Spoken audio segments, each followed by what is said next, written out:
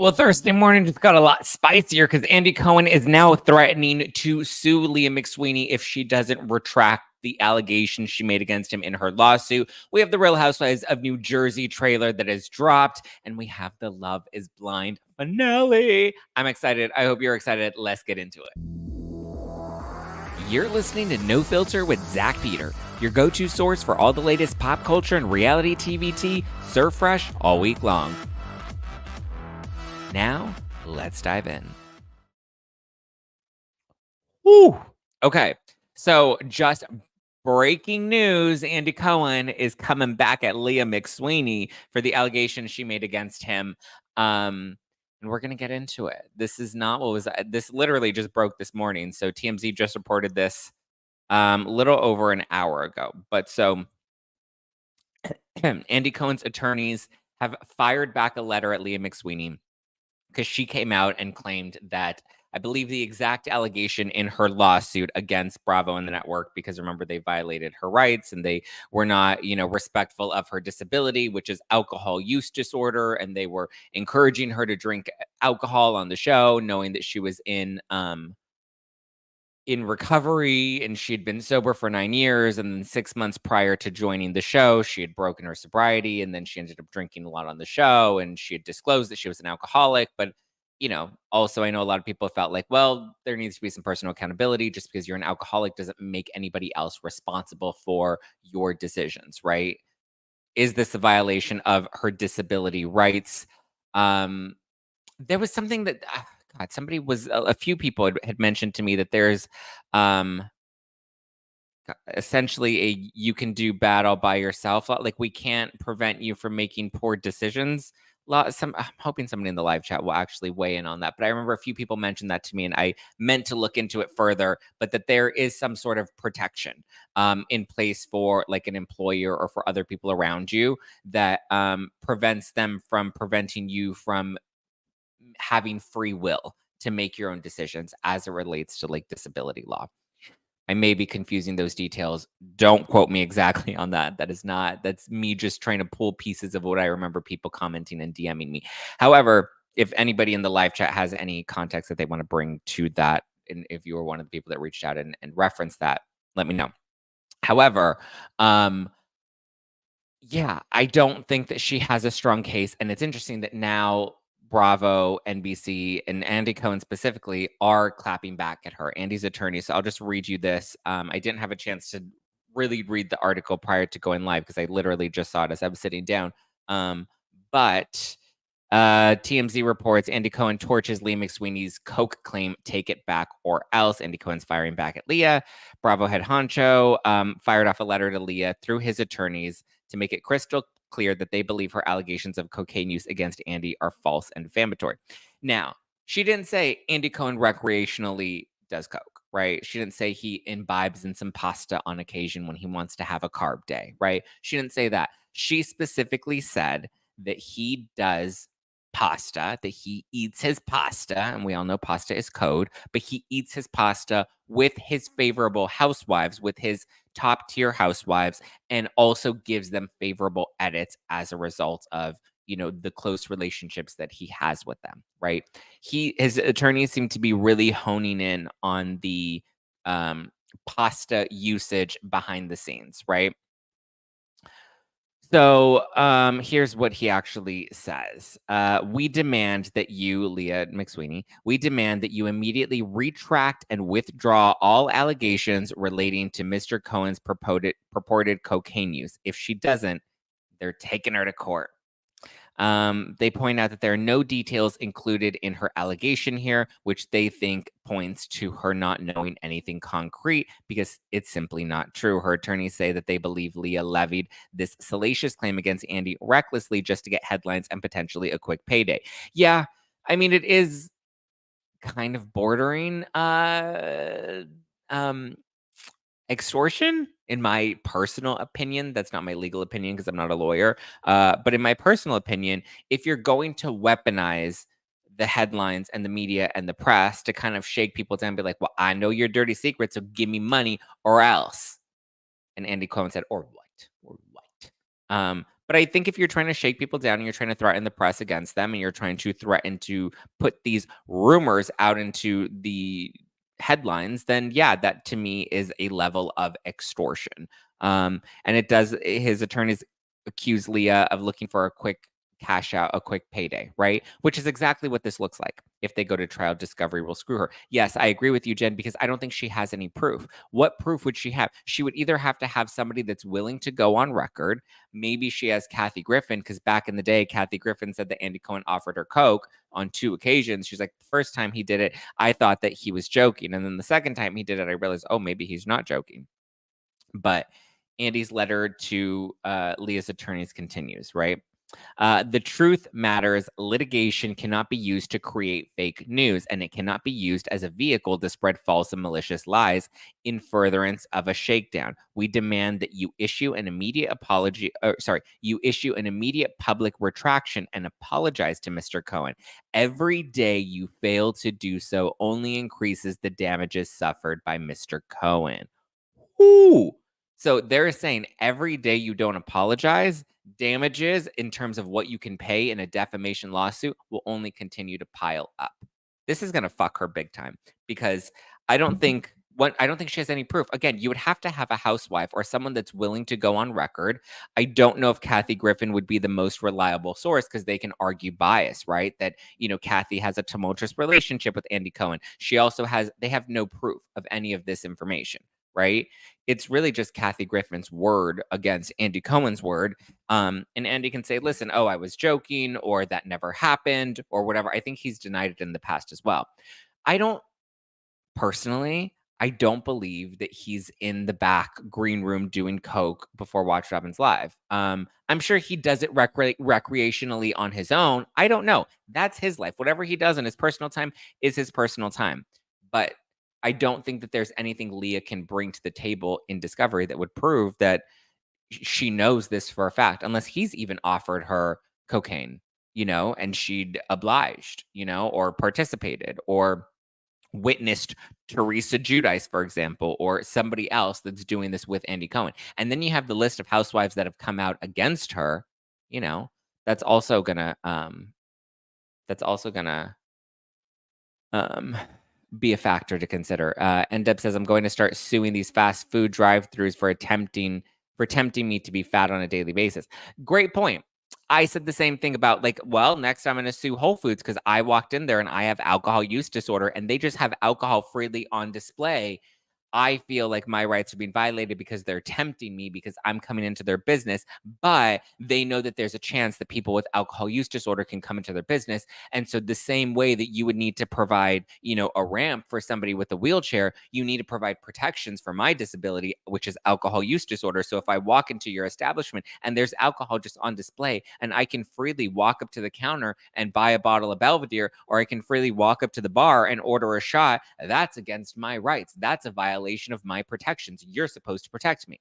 Now, the argument can then be made, well, this is an employer and an employer should have certain protections against you. But it's like you also have to consider, you have to factor in the environment, right? And the environment, one, you know what you're signing up for. Two, reality television is really just supposed to catch your quote unquote reality, right? So is it their responsibility to stop you from doing certain things if that's what you're organically going to be doing on camera anyway? That you have your own choices, you have your own free will to make the decisions that you want to make, and it just happens to be captured on camera. Does that make it more, salacious for the show, and our producers are going to lean into that a little more? Probably, but that's kind of the agreement that you knew going in. You know that if you're a football player, there are casualties. There's a chance that you could get injured on the field because that's what you're agreeing to and that's what you're signing up for. Now, there are certain protections in place for that, but it just, my point being, you can't sign up to be a gladiator and then once you get in the ring, you sue because you got hurt. You agreed to do that. You wanted to be a fighter. You got your sword, you picked it up, you walked out onto that field. You walked into that arena with the crowd watching you. And just because you loved when they were cheering you on and then you lost the fight, you can't then, go back and be like, oh, well, that's not my fault. You were supposed to protect me. No, you agreed. You need some personal accountability. You need to take some responsibility for your own actions, for your own choices. There are plenty of people that are on reality television that have substance abuse issues that are sober. or that don't have substance abuse issues and choose to be sober, you know? So this is really going to bite Leah in the butt. But the letter continues. Or sorry, TMZ's report continues by saying that Leah, as far as Leah's reacting to this letter, a source close to Leah tells TMZ that she's flabbergasted that he wants to keep bringing attention to this in the press rather than letting it play out in court. Well, yeah, he doesn't want to let it play out in court. He wants you to retract it because there's no need for it to be brought into court. A source close to Cohen tells TMZ, of course, Andy should defend himself in the public with the truth. Why should she be allowed to spew lies about his character? If you have no proof, then yeah. I mean, listen, I'm sure she's heard about it. I'm sure she's heard of it. But if she has no concrete evidence or concrete proof, then, Zach is going to come after Jason's now. I would never come after Jason's. How dare you, you beast. Beast. Oh. Michelle said they're her employer, not her babysitter. I agree. I think it's gotten really complicated HR wise because I think people have this expectation that your employer is supposed to be your babysitter and that they're supposed to go above and beyond to protect you. But you also have to remember at the end of the day, when employers do put in, certain benefits for their employees, that's a great bonus, but it's not an expectation. When you have a job, there's a transaction and there's an exchange. You provide a service, they provide a paycheck. And it's as cut and dry and simple as that. I mean, unless you're working around, machinery and there's a possible threat to your physical safety, then yeah, there should be certain barriers of protection that an employer puts in place. However, your employer is not your babysitter. I know that's not a popular opinion because everybody wants to sign up for a job and get all these benefits from that. But that's just, listen, you're lucky if you get certain benefits. I mean, there are certain perks to having a job, sure. But I think people's expectations of their employers now has gone a little bit too far, right? Again, you have to remember the cut and dry transaction. Like back in the day when you made a trade, I'll give you some beans if you give me some rice. And that's the trade deal that we make. Just because, I give you a bag of beans doesn't mean that I also owe you health insurance. Now, again, those are great. I don't want to knock any of those benefits that employers do give. And I do believe that there are, depending on the circumstances, the job, the environment, et cetera, there are certain protections that you should put in place for your employees. And there is a certain level of appreciation you should have for your employees. Absolutely. I don't want to negate that. But I'm just saying there has come this sense of entitlement that people have developed when it comes to having a job. So for me, it's just not ideal. I don't agree with Leah and her stance on this. Great analogy. Thank you. I'm not sure which analogy you guys think is great, but I appreciate that. Sorry, I'm a little behind on the live chat. Zach, do you have any idea where all this litigation stems from? Why now? I think it stems from Bethany getting people riled up. Bethany has this rage against Andy Cohen. Bethany has this rage against, housewives for whatever reason. I don't know if she's embarrassed about her past or what, but at the end of the day, I think she's the one that's firing people up. She's firing up Leah McSweeney. Leah did Bethany's reality reckoning documentary. Rachel got fired up by Bethany, who did her podcast. It's just interesting. Expectations have gotten out of hand at work 1,000%. Yeah, listen, it's great when your employer wants to protect you, but when you have this sense of entitlement, when you have this expectation of them, then that transaction kind of just goes down, and the quality of that transaction also goes down. I hope these lawsuits don't cancel reality TV. That's all I watch. They are. That's the reality. We're killing the genre with all of these different lawsuits, Oh, the gladiator analogy. Yeah. Bitter Bethany. Yep. Brittany says producers on these shows should have stepped in and stopped filming Leah and Tom when she started drinking again and when Tom claimed that he was suicidal and got them help. That's my opinion. Listen, and that's a good and valid opinion, right? I don't disagree with your opinion. Again, I do think there is a level of personal accountability and responsibility when it comes to Leah. With Tom, it's a little bit different. And I believe that there are now protections that are coming into place with making sure we're, taking care of people's mental health. I think that that has become more of a priority for networks, which I think is a really good thing. But when it comes to Leah, I don't think it's the producer's responsibility to take a drink out of her hand. That's her responsibility. Because if she were out at a restaurant, or if she were out at, wherever anywhere else, that free will to order a drink and drink it or not drink it, that's on her. That's her responsibility, you know? Um, as producers, your job is to just film what's happening in front of you, to film the reality. Do they sometimes instigate that and exacerbate certain situations? Sure, but you kind of know that that's what you're signing up for when you agree to sign up for that, you know? That's not to say that there aren't flaws within the system and that that's not saying that there aren't corrections that can be made for sure, but Leah McSweeney is taking things a little too far. And then to drag Andy Cohen with the pasta allegations, I think was a little reckless of her because she overshot her mark. Leah is looking for a bag. How's her clothing line doing? Not well. I mean, she's got her clothing line. She's got her OnlyFans. Reality TV is not going to be the same. No, it's not. I mean, we're already killing it. But Leah kept claiming that she was an adult and in control of her drinking. That's not up to the producers. Exactly. What do you do as a producer? If somebody comes in and they're saying, yes, I was sober, but now I'm not sober. And now I found a balance with my drinking and I know how to drink on my own, you know? And when they're like, "Nope, drinking is my responsibility. I'm not putting that on the producers," which are all things that she's gone on record and said. We've watched the footage the other day. Um, so, like, what is your job as a producer then? If she says she's fine, she wants to drink, she's a grown adult. I don't think it's a producer's responsibility. I mean, yes, you want to make sure that they're safe, right? And as long as it's in a controlled and contained environment, then yeah, technically they would be safe. But at the same time, it's like, I don't know, this is dicey territory. We're on choppy waters, and I don't know how anybody knows how to navigate this, but I think Leah's expectations are a little high. Working conditions need to be improved. The genre doesn't die, it gets healthier. No, it dies. Let's be honest. Working conditions, it dies. It dies, and I'll tell you why. Because now people are so hyper aware. Reality TV is at its greatest when it's organic, right? The unfortunate reality with reality television is sometimes organic is messy and sometimes organic is not pretty, as with anybody in their daily lives, right? We have moments that if they were shown on camera, they're not pretty. We've all said things that we regret. We've all said things that maybe not politically correct, that, we've had learning moments, we've had messy moments, we've had drunk hungover moments. Like those are all natural stages of life, right?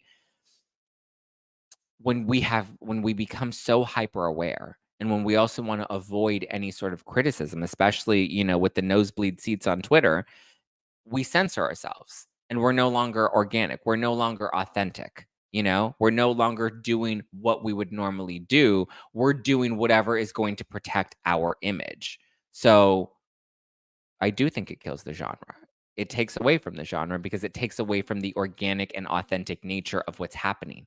And again, that was the nature of reality television, as we referenced earlier with shows like Intervention, with shows like Celebrity Rehab. Those were raw, those were messy, those were uncomfortable, those were wild to watch. It's crazy what we used to just put on tape and air for the world to see, but that's life. And that's what reality television was meant to be. It was meant to be a real reflection of what's happening in front of the cameras as they unfold. It's become a lot more manufactured, it's become a lot more produced for sure, but I mean, even now, the more we continue to do things like the Leah or the Brandy or the Rachel, like the more self-censoring or even just like the conflicts on Beverly Hills, now that race conflicts have become, or politics have become a lot more part of the conversation on these shows, people don't want to get canceled. People are afraid of making mistakes, which I think has taken away from the beauty of reality television is we were supposed to be able to make mistakes. We're humans. That's what makes these shows great is we're supposed to fuck up in front of the world and then learn in front of the world and get back on our feet in front of the world. And the thing is, right now you make one minor infraction and other cast members will weaponize that against you for the sake of audience favorability. The loudmouths on social media will drag you and just like ruthlessly come at you because they are mentally unwell themselves. And it just ruins what reality television was because now everybody is so hyper focused. They're hyper aware, and they're trying to sell us a curated version because they're afraid of having any sort of infraction because they don't want to face any of that heat or that backlash, which is unfortunate, They're also so hyper aware. I agree. Maybe I'm just speaking morally as a human. I would have called to stop filming those people. I mean, listen, the reality is, Brittany, morality is subjective. What people think is morally acceptable and morally corrupt, unfortunately, is not objective. There is not an objective look at morality. The same way people think it's moral of my employer to give me a bonus every December because I work for you. And other people are like, well, no, you have to respect your employer. So I think it's moral to understand that there are boundaries with your employer and maybe you should earn or don't always automatically deserve a bonus every December, right? Everybody's going to have a different perception on what they think is moral. And again, as much as we all want to be Mother Teresa, you have to factor in that people also are allowed to make their own mistakes and to make their own mishaps and to, gauge their own level of responsibility for themselves. And I don't expect anybody to do anything else for me or to take care of me in any other way, shape, or form. That is my responsibility. And with any arena that I choose to enter into, I have no expectations of anybody else aside from myself. Michelle says, we fortunately are in an era of cancel culture rather than accountability culture. Mistakes will be made. Learning is the important part. I agree. Everybody's down for a takedown. Everybody wants to take somebody down because then they feel validated and being like, yes, you're wrong. I can feel better about myself because I now feel morally superior because I know what's better. And the fact that I can recognize what's better, that makes me a better person. So let me shame you so I feel like a better person. Let me throw stones at you because that makes me feel good, And then you really have to look at like the morality of that person. Again, morality is very subjective. Unfortunately, that's not the pretty truth, but that's the reality. Everybody has a different definition of what it means to be moral. Who's watching reality TV for morality? Another great point. We're watching it for entertainment. We're not watching it for morality. Oh, what did Norma say? People are preaching at Norma. Norma says, it's not as if Leah joined the cast in its first season. Right. And yeah, exactly. It's not as if she didn't know the arena. Again, going back to being a gladiator in the arena. It's not like they're saying, hey, come sign up and, braid each other's pussy hair so we can just have a good time. It's like, no, you knew what you were signing up for. You signed up for the WWE and you're going to have to get into the ring and wrestle. That's the reality. That's the nature of the game that you signed up for. If you want to be a football player, you're going to sign up to put on your shoulder pads and tackle some people. I know it's not moral because morally it's not nice to hit other people, but in the game of football, you tackle other people because you have to get to the touchdown. You have to safeguard your team. So even though it's not moral to harm another person or to injure another person, those are the casualties that happen when you get on the football fields and you're playing tackle football. Where's the morality in that? I don't know. It's not a black and white issue. It's very gray, and everybody has a different definition of what is morally correct or morally corrupt. They all join the show, then complain when they are not seen in a good light. Not just not seen in a good light, but they complain when things don't go their way. And that's kind of just the beating that you take. Some seasons you get that are really good, and some seasons you get that are not really good. Leah was embraced and loved her first season. Her second season was a little challenging. And then she said, I would like to come back for a third season. It's less about the lack of protections that were in place for Leah and more about the hypocrisy of her statements. And I think that's what people are misconstruing here is it's not about Leah's not fighting for more protections. Leah's fighting for her own personal validation. Leah feels wronged by the network. You can't blame anyone for your own mental health or problems. You need to deal with it yourself in and of itself. You choose to go on a reality show. Sorry. Thank you, Megan. Listen, everybody's gonna have a difference of opinion. Not everybody's gonna agree. Your beauty makes them feel ugly, so they try to take you down. Interesting. Brittany says, I disagree completely. When you join tackle football, you should expect to be tackled. It's in the damn name. I agree. That's then I don't understand what you disagree with necessarily, Brittany, because if you agree that when you join tackle football, you should expect to be tackled, when you join Real Housewives, you should expect to get into fights. You should expect to be getting drunk. You should expect to be falling into bushes like Luann did. You should expect that if you get arrested, that's going to be exploited on the show. You should expect that if you have legal issues, those are going to be exploited on the show. And you can expect that your other cast members are not always going to be favorable towards you. People are going to have their own agendas. So, yes, when it comes to tackle football, you should expect to get tackled when you go on the field. That's the exact point that we're all trying to make here. Is when you join Real Housewives of Beverly Hills, you should expect that there will be alcohol. You should expect that, there will be fights, that there will be drama, that there will be a reunion that you will have to appear at where the intention is to fight with the other housewives. That's the nature of the beast. That's my whole point in saying when you decide to be a gladiator, you suit up and you get in the arena. You can't cry afterwards if you get hurt because that's what you agreed to do. If you don't want to do that, then I don't know, go live in a padded cell. It's just as easy to do that. It's about the choices that we make and the personal accountability that we have. Um, Kat says, I agree with you, Zach. Expect that anything can happen, even the bad edit. I'm tired of housewives complaining. It's getting old. I hope Bravo has NDAs or a you allow anything clause going forward. They do. Listen, that's why some of these contracts are so insane with what you agreed to, because it's like you have people that want to come back and be like, well, I didn't like that. And it's like, well, you signed up for this. Unfortunately, I know that's not a fun answer, but you sign up for it, you have to face it. Face the music of it, right?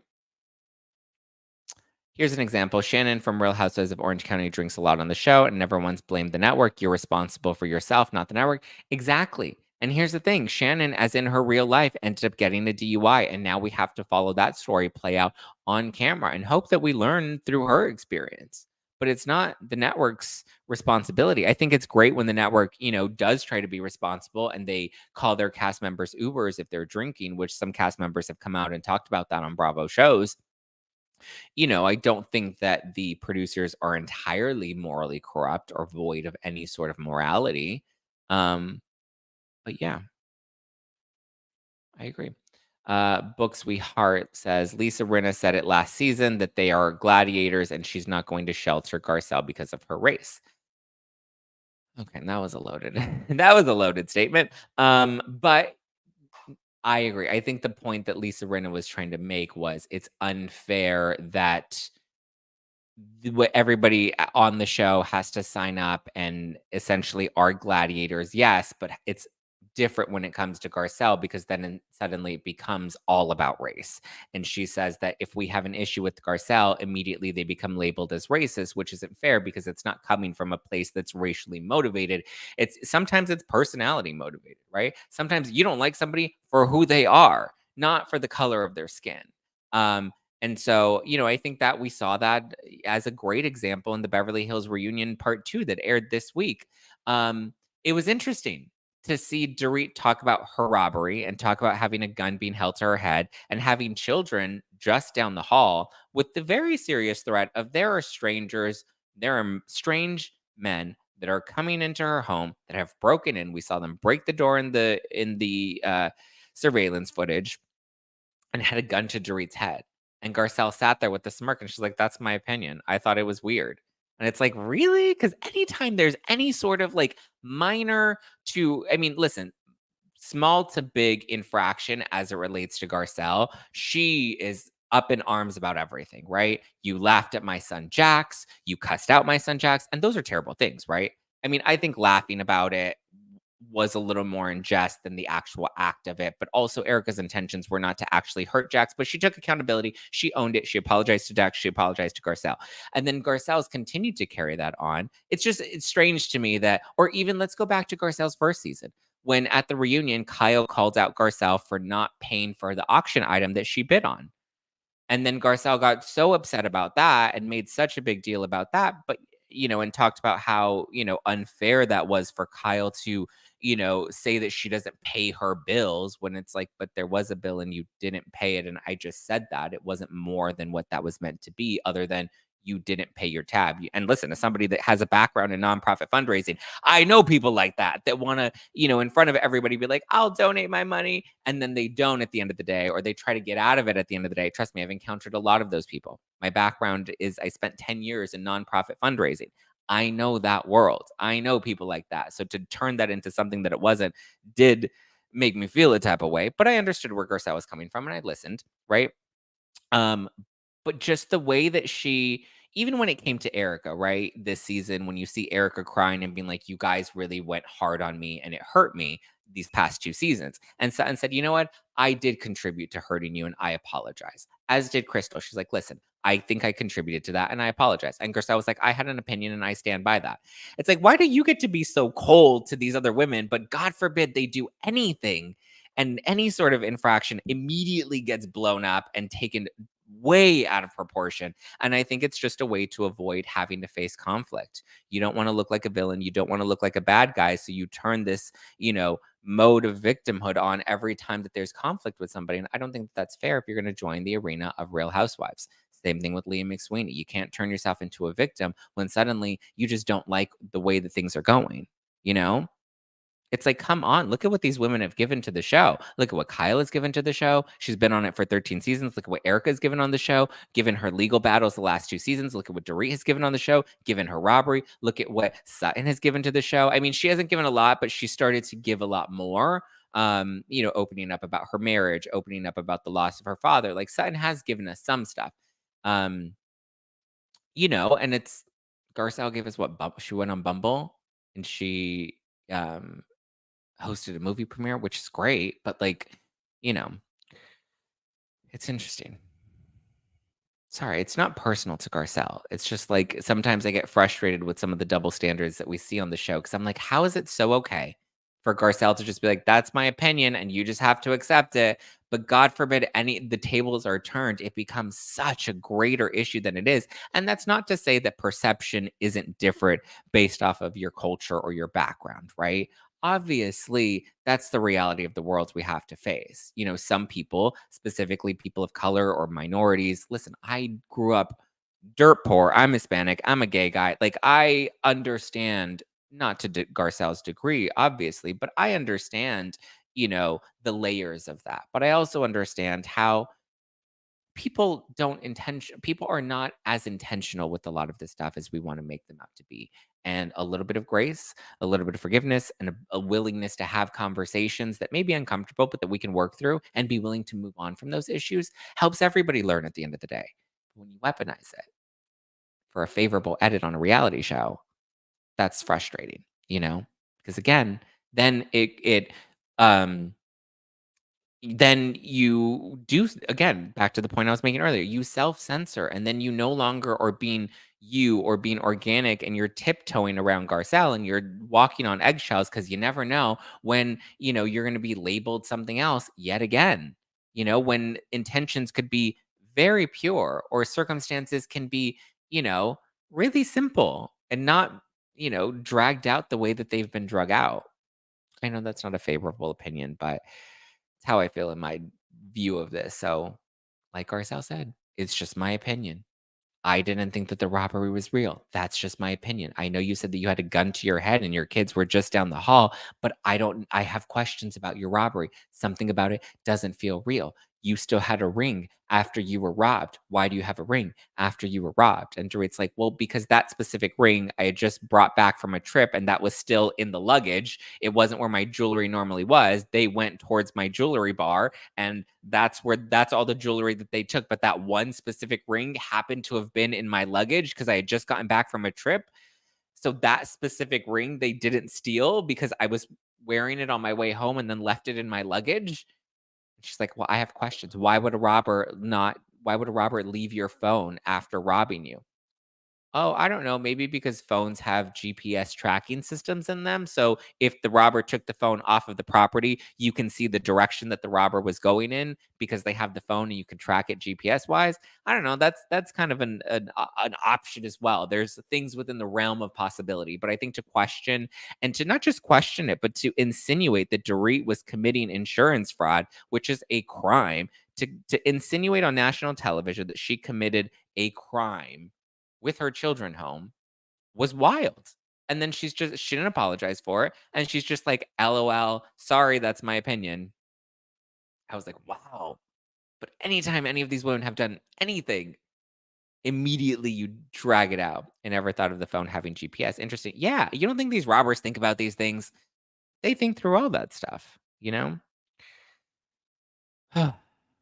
All right, let's talk about the Jersey reunion. Talked about Leah. We'll see what happens. I don't know if she'll end up retracting her statements or issuing an apology. I think that that hurts her case if she does that. But I mean, I think she's in a lose-lose situation at this point, Leah, because if she apologizes to Andy, that hurts her case against the network because then she's essentially admitting to being a liar. But if she doesn't apologize to Andy and issue that publicly, then he will sue her for defamation. And like he said, for every day you don't, um, for every day you don't apologize, the damages will only continue to increase. So she's in a lose lose situation. She's now going to face a defamation lawsuit. I don't know how she didn't think any of this through, but I don't know what she's going to do. If anything, I would imagine she withdraw. Like the best case scenario is to just withdraw your lawsuit against the network altogether and just be like, listen, I'm done. I'm out. There's no way she wins this. With Andy threatening to sue her for defamation, and because she has no actual evidence to prove that, I think he has a very strong case of defamation against Leah because she has no proof um, to show that she knows for a fact that he does cocaine in the green room of Watch What Happens Live with housewives and gives them favorable edits, which is the accusation she made. Her attorneys were dumb for even putting a statement like that out there. But again, I think Andy's attorney said it best. This was an attempt to get some headlines to bring media attention to this, you know? Whew. Um, oh my God, you're so funny. Hi, Natalie. Welcome on in. Yay, I made it to my first live chat. Welcome to your first live chat. Zach, by the way, I swear in another lifetime you were a lawyer. I don't know about that. Yeah, JB, withdraw, make a public apology. Yeah, but then how dumb does she look at the end of that? Like, yeesh.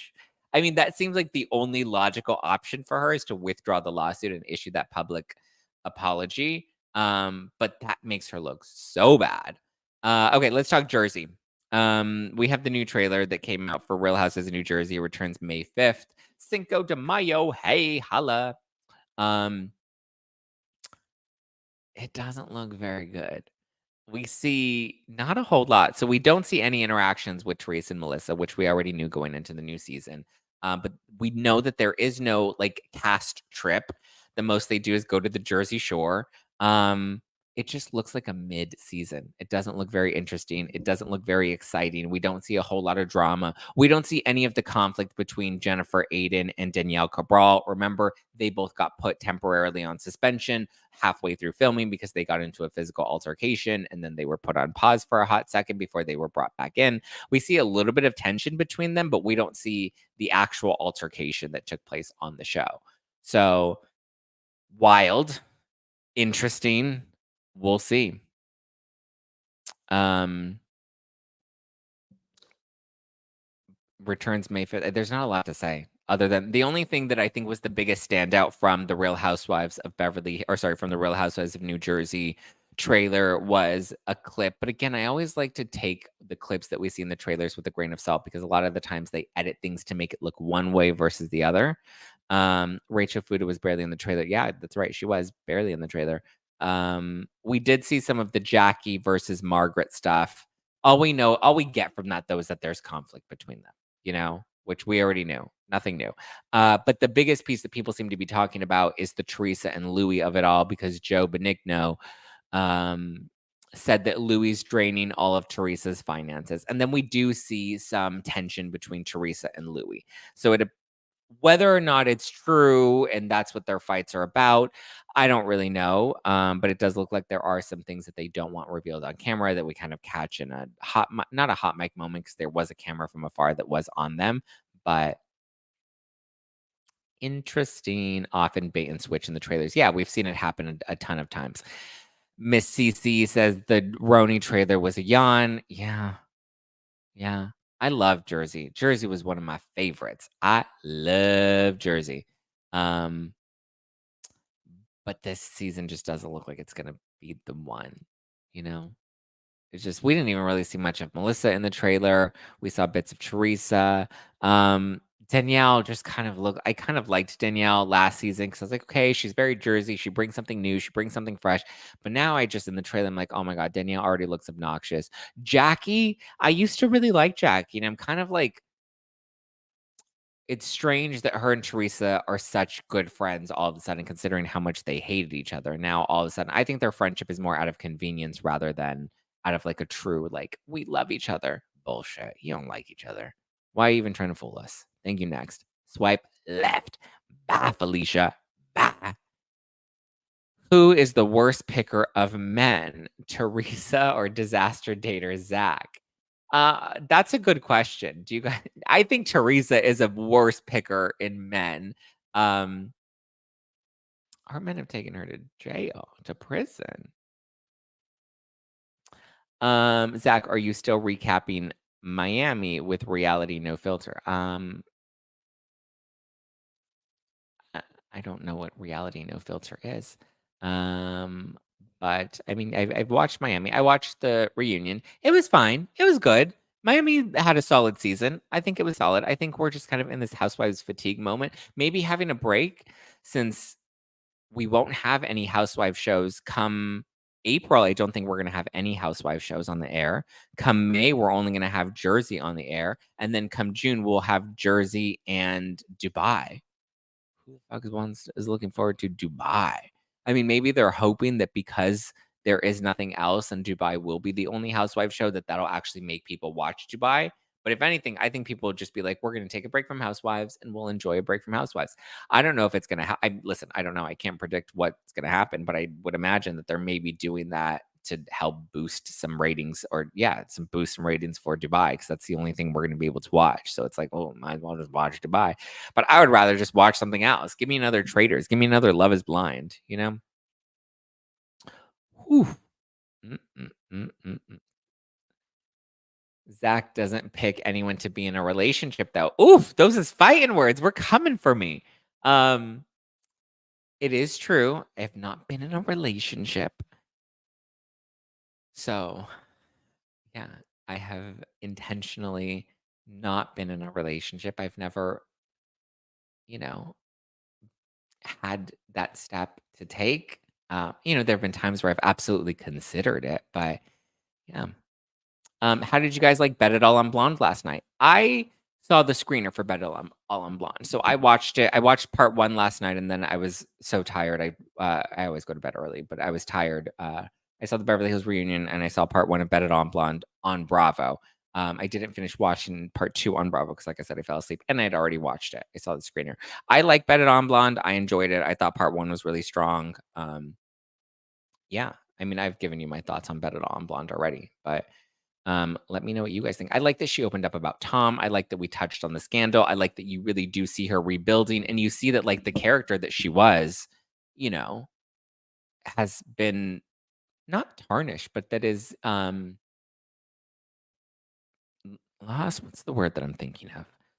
That, it's been the light has been dimmed a bit. And it's, you see her trying to work to bring that back. Marianne Stout says, Zach isn't dumb enough to let someone con him. I was conned. I was lied to. I mean, I don't think I would let anybody con me like Teresa. Are Larsa and MJ still together or did they break up? Larsa and MJ? As in like Larsa Pippen and Mercedes Javid? Oh, Marcus Jordan. MJ, Marcus Jordan. Okay, why would you say MJ? Like MJ is on the show on Traders with them. Why would you say MJ? Are they still together? Or did they break up? I think they had a moment, and I think they've gotten back together since their little hiccup of a breakup. Sharon says, I think Erica has to kind of reinvent herself for sure. She has a story to tell. Good on her. Yeah. How many lawyers did Erica have? She said the old guy in Vegas was her private lawyer, and then the female lawyer, lower third. She hugged her after the show on Bet It All on Blonde, part 2. Oh, so she has the female lawyer is, I believe, her entertainment lawyer. So that person helps with all of her, like, helped her sell the Bet It All on Blonde residency.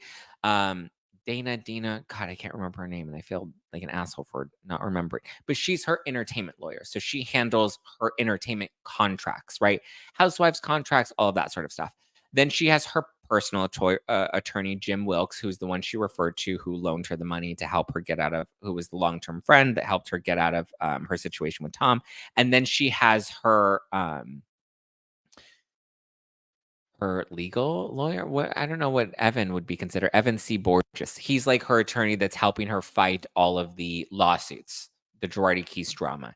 He's handling litigation for her. So Evan's doing the, that sort of stuff. You have Jim Wilkes, that's the personal attorney that advises her personally. And then you have Dina. I want to say Dina or Diana. No, it's not Diana. I think it's Dina, who's her entertainment lawyer. Bet It All on Blonde was 2 hours last night. Is there another episode next week? Nope. That was part 1 and part 2.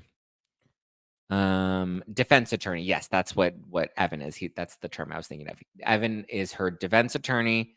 Jim Wilkes is her personal attorney, and then Dina is her entertainment lawyer. Marianne Stout says, loved it. It really showed a true Erica Jane, the doubt in herself and how hard she worked to get the show. She was really honest and owned her past behavior. Yeah. I enjoyed it. I thought it was good. It was a full redemption arc for sure.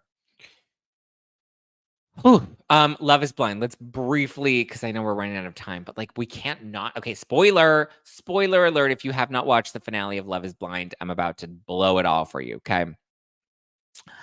So fucking good. So fucking shocking. Okay, so the only three couples, right? The only 3 couples we have left, because obviously Laura and Jeremy don't make it, because Jeremy decides he's going to leave Laura for Sarah Ann, because we found out that they were together that night that he had a boys' night. And then Laura was like, where were you? And he was like, I told you I was out with the boys. He's like, I turned on my GPS tracker. So, oh, good question. Megan said, serious question. Why can't Erica do a charity concert? What is the charity for? She can do a charity concert, but what is the charity for? Everyone's like, do it for the victims. Well, you have to define who are the victims, because a lot of people don't have actual.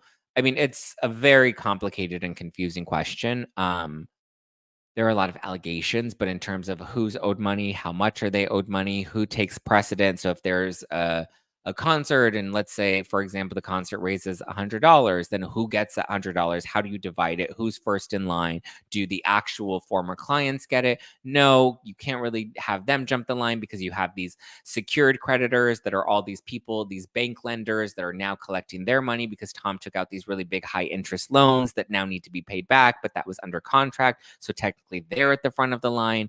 It's complicated, it's complicated. But back to Love is Blind. So we have Jeremy and Sarah Ann, which, first of all, never trust. Jeremy spelled his name with an A, okay? Never trust a man that doesn't know how to spell his own name, okay? Jeremy decided, which I like Jeremy, he's just my type. But Jeremy decides to leave Laura, who's great, right? Great. However, he decided he was going to leave her for Laura, because we get back to sorry, I got distracted. So we get back to the night where Laura's like, where were you? And he's like, I was out with my friends. And he's like, I turned my GPS on, that way you can trust me. And she's like, well, plot twist, I did check where you were at, and you were at Sarah Ann's house. And then he's like, oh, and then she's like, we're done. And Laura's feisty, and Laura pops off. And when Laura pops off, she goes hard. And I'm like, I'm Laura. That's me, Laura, we're us. And she popped off on Jeremy. And then Jeremy said, all right, peace. I'm going to go be with Sarah Ann. And so he went to go be with Sarah Ann. And we're just like, oof. Not that we're surprised, but still, oof, the audacity of him to just dip out, and like, I mean, respect, but also like, oof, the audacity. So that was Jeremy. with his improperly spelled name. And then we move on to Jimmy and Chelsea. Chelsea Bang Bang, aka Megan Fox. Remember, she was the one that's like, people always tell me I look like Megan Fox. And he then was like, she lied to me about how she looks. She does not look like Megan Fox. And so here we are. And Jimmy's talking to his Megan Fox, his faux Megan Fox. And they're having a conversation about whether or not they're going to get married and whether or not they're going to move forward. And it kind of seems like, we're moving forward, right? Kind of seems like things are looking solid. And then next thing you know it, he's like, Chelsea, do you want to get married? And that was the cliffhanger. And it kind of looked like Chelsea was going to be like, I don't know if I want to get married to you, Jimmy. And then we come back and we start off the finale. And it's Chelsea Bang Bang, aka Megan Fox. And she's sitting there and she's like, yes, I do want to marry you, Jimmy. We've been through a lot, but we've made it through. And I want to marry you. And I love you. Do you love me? Do you love me? And then Jimmy's like, you know what? I don't think we should get married. And she's like, what? And he's like, I just think that there are some really core issues that we are not going to be able to work through. And she was like, what? And he was like you told me you looked like Megan Fox and you don't. And she's like, what? Love me? Do you not love me? And he's just like, I'm sorry, I don't love you. And she's like, how dare you flip a table? She was Chelsea mad. And I was just like, whoa, listen, girlfriend. She's like, how could you dare? How dare you? How dare you? And he was just like, listen, I just don't think that there's compatibility there. And I don't think that the issues we have can be worked through. Ooh, Norma has a hot take. Norma says, Jimmy's been gaslighting Chelsea from the moment he met her in person. Yeah, here's the thing. Jimmy knew, and I agree with you, Norma. Jimmy knew he wasn't into Chelsea Bang Bang when he first met her, right? And he felt duped. And I think that was the first kind of issue. And he should have immediately been like, listen, I'm out. I can't do this. I don't feel that connection and that attraction to you. However, I think he was kind of like, how do I, like, she's a more fuller girl. She's a more fuller figure. She doesn't really look like Megan Fox, but like maybe there is some like traces of Megan Fox in there. But like, I think for him, he was like, I would look so shallow if I dipped out and didn't marry her. But I don't think he ever had any intention of marrying her. I think he tried. I think he kind of pushed himself and kind of wanted to, and he was willing to push himself a little bit. But ultimately, you know, Chelsea mad. That's, just kind of where we're at. Chelsea got mad a lot. I was like, damn, girl. Like, she was always, you don't love me. Do you love me? Do you love me? Love me. And he's like, I'm trying to love you. And she's like, you don't kiss me. And he's like, well, because I bit my lip. And she's just like, why don't you love me? And he's like, because I bit my lip. That's why I don't love you, because it hurts. I was like, at least tell her you have like a cold sore or something. I don't know. Chelsea Hulk smash. And I'm not saying that because she's a thicker girl. I'm saying that because her, like, the amount, like the way she goes from 0 to 10,000 in 2 seconds and just like has this like rage inside of her. Well, it's more of like emotion, right? Um Man, oh man, that was a lot. I understand her frustration with Jimmy because I don't think Jimmy was being entirely honest with her. And I agree with Norma that there was a little bit of gaslighting. But I think more than Jimmy was trying to gaslight Chelsea, Jimmy was trying to gaslight himself into thinking he could be with Chelsea, into thinking he could make this work with Chelsea. And then, he found the perfect scapegoat, when she's like, were you with your friends? And he was like, yeah, I was with my friends. I had one drink. She's like, why were you with your friends? You can't have friends. You can't have friends that are girls. Chelsea mad. And he was just like, whoa, it's my friends. You've met them. They are my girlfriends. Like, is it weird? Yeah. She's like, you slept with her. And he's like, wow, that was a secret that you were not supposed to reveal, that we had slept together in the past a long time ago. Yes, but that was a mistake. And I told you not to bring that up on camera. And she's like, I don't care. Chelsea mad. And then, he used that as like, the catalyst for why they weren't able to move forward, because, she outed that he had hooked up with his friend when he specifically asked her not to reveal that on camera. And that was something that he disclosed to her privately. But when Chelsea mad, then all of a sudden, all bets are off. Norma said, made zero sense to me that Jimmy kept telling everyone that he and Chelsea were the strongest couple in the group and got mad at Chelsea for saying Amy and Johnny were a strong couple. Amy and Johnny are the strongest couple for sure. I think he was trying to convince himself. and also I think maybe there was like a perception of wanting to make sure the audience didn't hate him for leaving Chelsea in the end. Listen, Chelsea didn't do herself any favors. She was constantly just like needing this like intense level of validation and love. And yeah, I think Jimmy was doing a lot of it more for the optics. And I think him gaslighting Chelsea, which was not fair to her. And I understand why she would get so frustrated because she was already deeply insecure. And all he would do is further validate her insecurities rather than diffuse them. So Jess said editing screwed Chelsea over and that she was entirely in the right.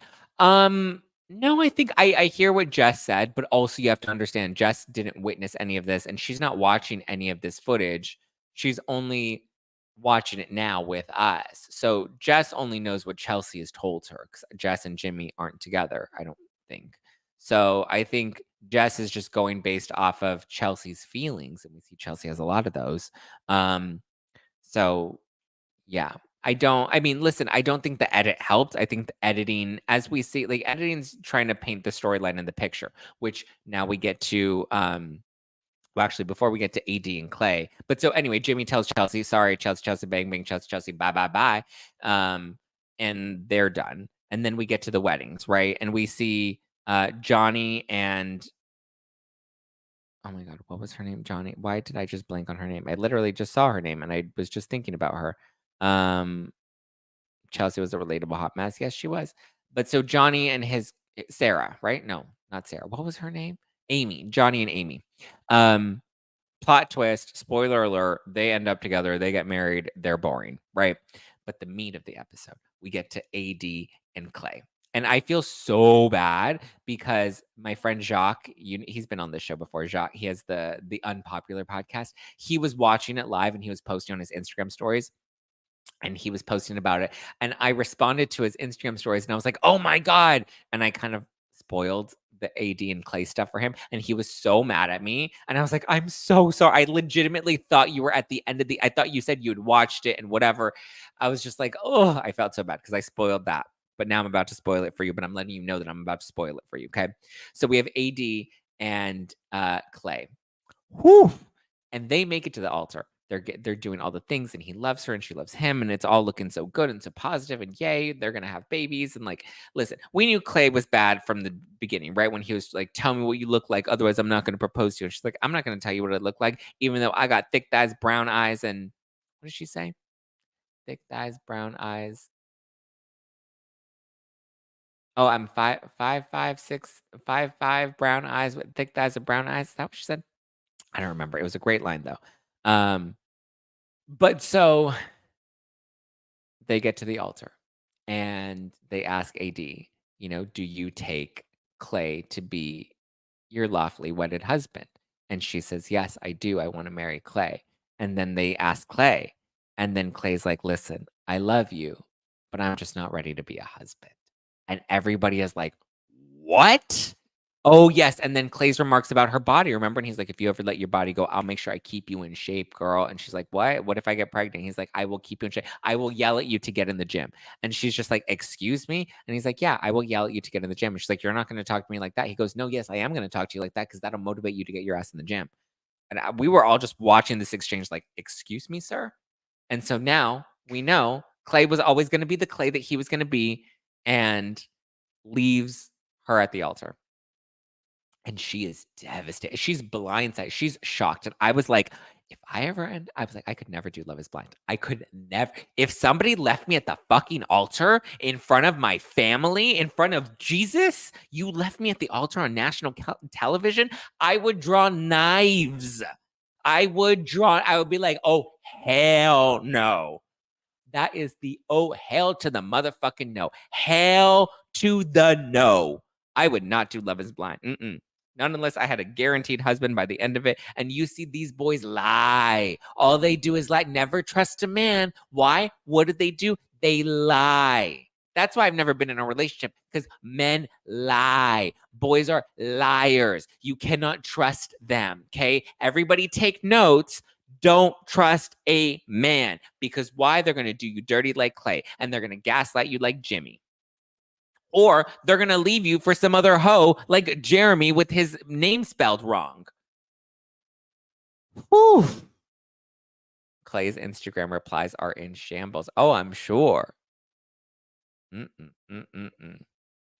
AD was so articulate, though, through all of that. She's a fucking legend. Wow, Michelle, that is a microaggression. How dare you call AD articulate? JK.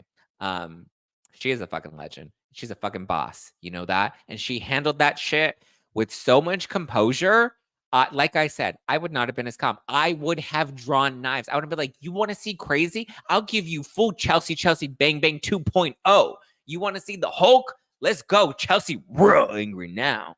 I would not be okay with that. I would lose my fucking shit if a man ever pulled some shit like that on national television. I would be livid.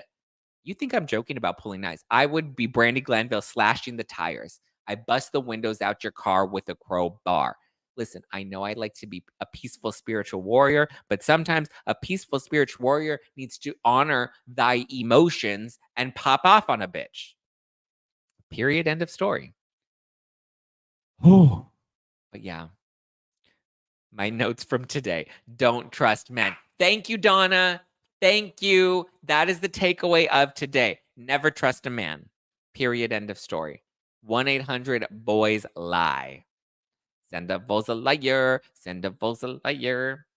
Wow. I love a fired up Zack. I love the validation that everyone is giving me today about never trusting a man. You can tell. We've all done that before.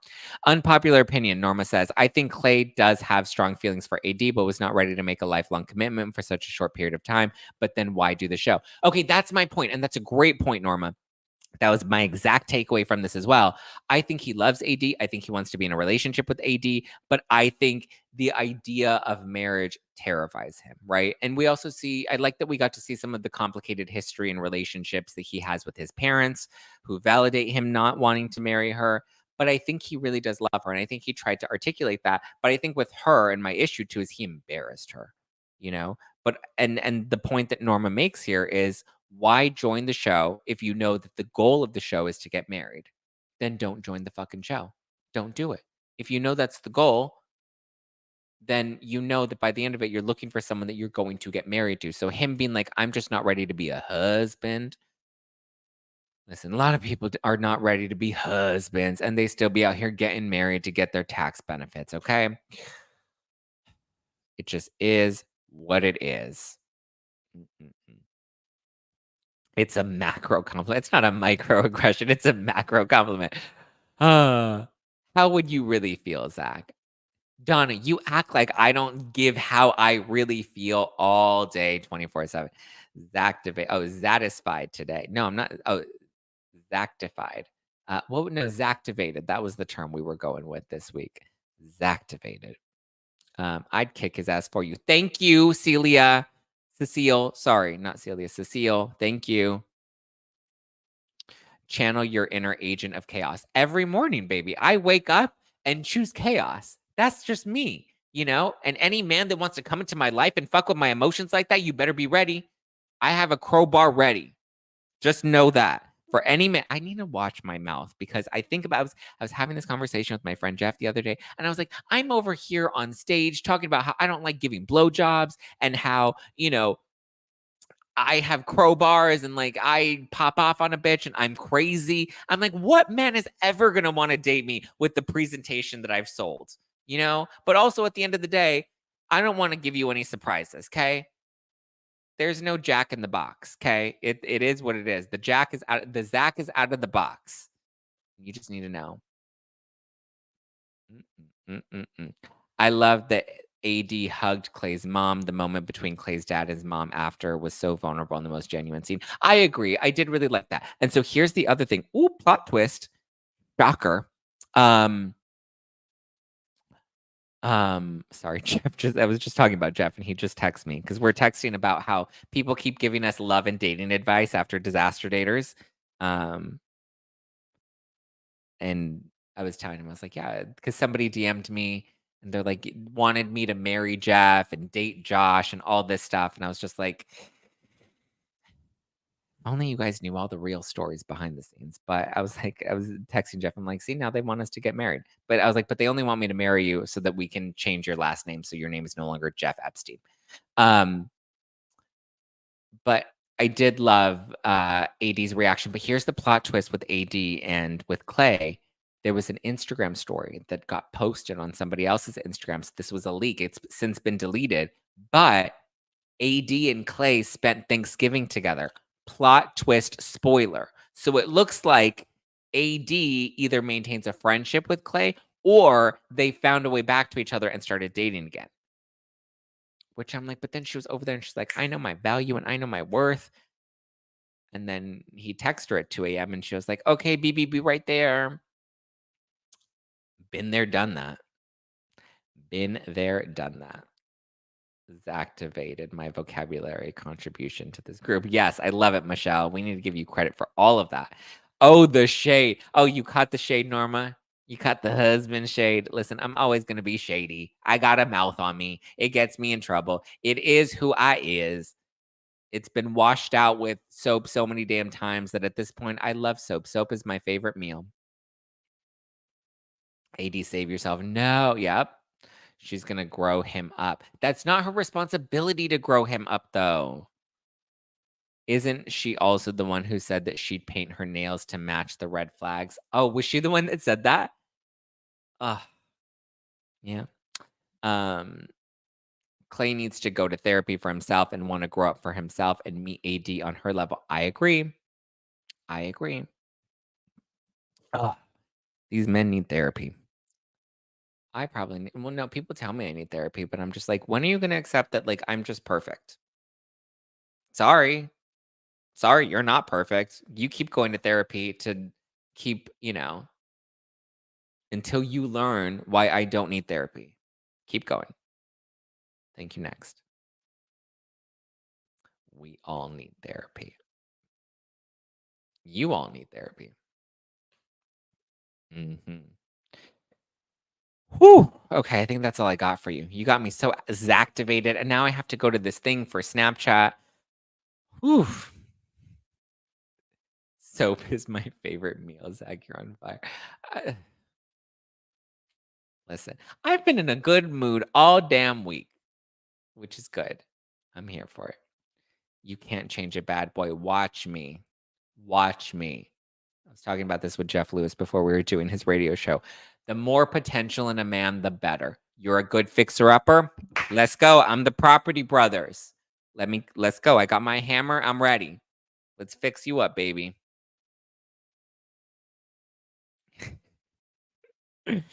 Oh, that's a good one. A man's a fixer-upper. That's it. I'm the Property Brothers. Thanks, everyone. Have a good day. Thanks for heating the house, Zach. You're welcome, Sarah. Hopefully the heat bill is not too expensive. Hopefully the gas bill isn't too high this year. I actually think you can change a bad boy. I did. Oh, there we go. There we go. What time is members only tonight? We're gonna have to push members only to tomorrow. Sorry, guys. I have a full day. I have this thing that I have to do with Snapchat, and then plot twist. Fuck. I don't want to say this, but I'm gonna say it, and it's gonna kind of confirm something for you guys, but just pretend you didn't hear it from me because you know I'm bad at secrets. Don't tell David that I'm telling you guys this. But Jeff and I are going speed dating tonight. Which should be everything you need to know to put those pieces together. But we're going speed dating. There's a speed dating event tonight. Where can I watch Disaster Daters? On all podcast platforms. Disaster Daters, not Disaster Dating. It's called Disaster Daters because Jeff and I are Disaster Daters. All 6 episodes are out and available now. You can watch them exclusively on Spotify. So you can download the Spotify app and watch Disaster Daters, which is the limited series, only 6 episodes with me and my friend Jeff. And me and Jeff just happened to be going to speed dating tonight. So there you go. You can put those pieces together. Can't wait to hear all the details of your speed date. Well, here's the thing. I will tell you this too, Sharon. I don't think I'll be discussing my speed dating experience on No Filter. So we will be going. I'm sure we'll have a lot of great stories to tell. We've already had so many insane stories these past 2 weeks. So yeah, just, get ready, Freddie. Have fun tonight. Stay away from the Jimmies and the Clays. Excuse me, Norma. That's my type. I'm gonna go straight for the Jimmies and the Clays. Yes. Red flags. I'm gonna be like a cheerleader, raising up all the red flags. Be like, hey, holla. Adela makes me holla. Mm. Mm, mm, mm, mm, mm. Let's get it. Zach, you've quickly become one of my favorite people to watch. You're wild, and I love it. That's why I'm single. All right, guys, have a good night. I gotta bounce. I gotta get ready. I have to take the boys to my mom's and then head to Santa Monica to do the Snapchat thing, and I'm gonna do all the snappity chatting. So you're gonna want to follow me on the snappity chat. I'm on what is my Snapchat? It's Zack Peter. I couldn't get it just plain Zack or no filter with Zack because that was too long. So my Snapchat name is It's Zack Peter. ITSZACKPETER. I don't know what I'm going to be doing. What time for members only tomorrow? I'll let you know. I have to look at. I mean, we'll probably do it early. I don't think we'll do an evening because it's Friday night and people are probably going to want to be. Maybe we'll do like a Friday morning, like around our normal time. It'll just be members only. Stay tuned. You'll get an episode, I promise, and you'll get a notification. And I'll make sure I preset everything in advance. But all right, guys, I love you. I appreciate you. Follow me at Just Plain Zack all over the internet. If you want to keep up with me, follow the podcast at No Filter with Zack on Instagram and tune into Disaster Daters. Leave us a good Apple Podcast review. Leave us a 5 stars on Spotify. Yeah, love you guys. Appreciate you guys. Enjoy the rest of your evening. I'll talk to you soon. Ciao for now. Love you, mean it. Goodbye. Bye, bye, bye, bye, bye. Ciao for now.